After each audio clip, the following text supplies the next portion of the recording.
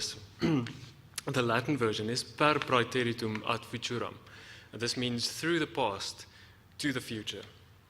Now, this motto is to say that we believe by studying the past, we can say something for today and draw conclusions from it, a critical self-reflection of our own existence today. But there's one thing that I find a little bit wrong with our motto, perhaps, and that's that the word past should actually be in the plural. We should actually be speaking about the histories that we have, and not only the history in the singular.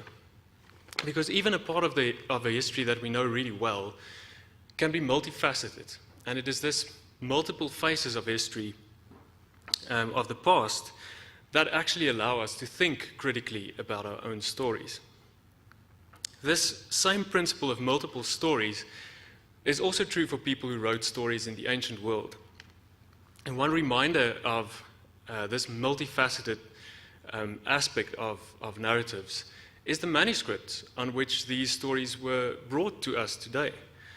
Now, in the ancient world, although manuscripts might convey the same story, let's say Homer's Odyssey, each manuscript actually tells its own story.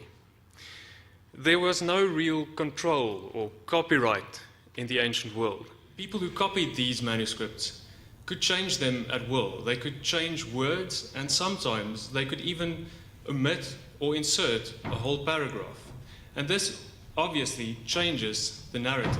So inevitably, differences arose between different manuscripts. And these manuscripts are highly valuable for us today because it provides something tangible, something that we can physically study about how manuscripts were transmitted from one person to another. So in fact, we have two stories. We have the narrative contained in the manuscript, and at the same time we have the history of the people who read, used, and changed these manuscripts. Now, I study the manuscripts of a story that people in South Africa know very well, the Acts of the Apostles in the New Testament. Among the manuscripts of Acts, we find the normal small differences that we find in manuscripts.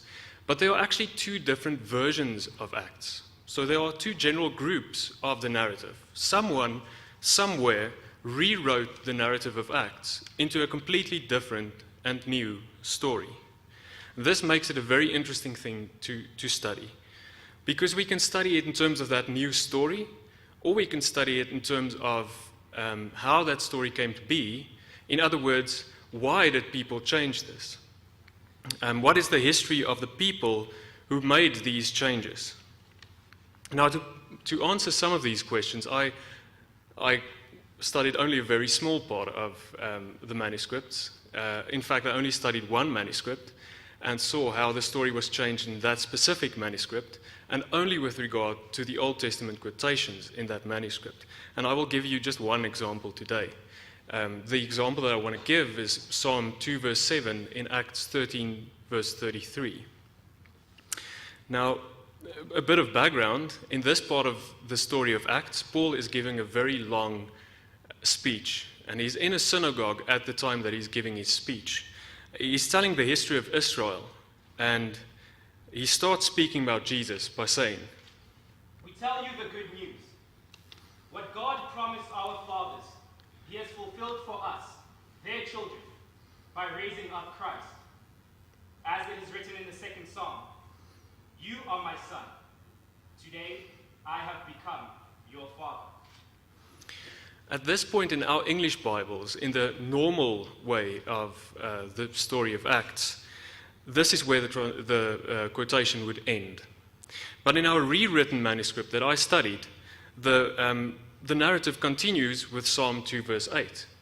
"Ask it of me, and I will give you nations as inheritance, and as your possession, the ends of the earth." Why would this strange, very strange verse be added to the narrative in Acts? If you listen closely, it's about the inclusion or the exclusion of non-Israelites from this new community that Paul speaks of. Some of the themes that we find in Acts is picked up in this little verse. For instance, when Stephen recounts the history of Israel in Acts chapter 7, he tells the story of how the Canaanites were driven out of Israel so that the Israelites can take the land. That is an example of the exclusion of non-Israelites. At the same time, we find in chapter 1, in fact, almost at the very beginning, a reference to the ends of the earth where the apostles are sent. And in this, we find actually an inclusive stance towards the non-Israelites. So this one verse that's been added now creates a tension. Will the non-Israelites be included, or will they be excluded from the story?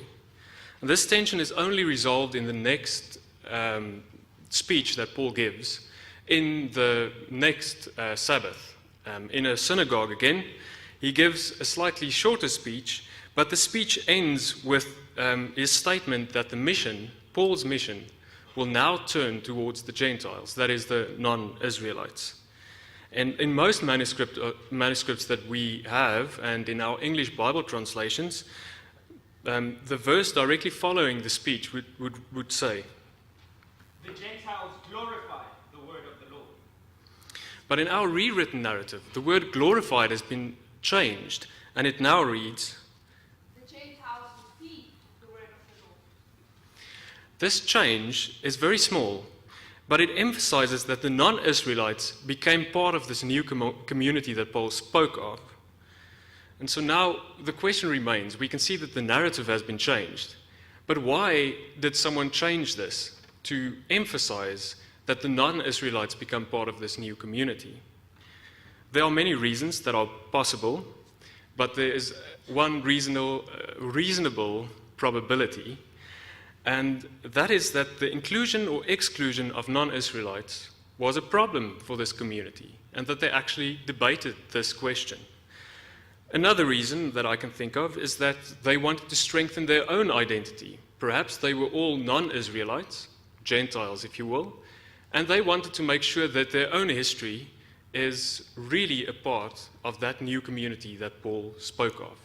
So let's retell this story, they decided, in a different way and rewrite it so that it's very clear that the non-Israelites will be included in this new community.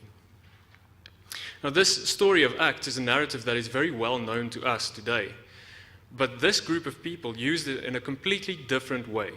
So it's a completely different new perspective on the story of Acts. And this brings us back to our department's motto. Studying manuscripts and the narratives that they contain allowed us to recover multiple perspectives on this one piece of history, on this one manuscript, but also the story contained in that manuscript. And it is my hope that such studies will help us to critically reflect on our own story, or I should rather say stories, in South Africa.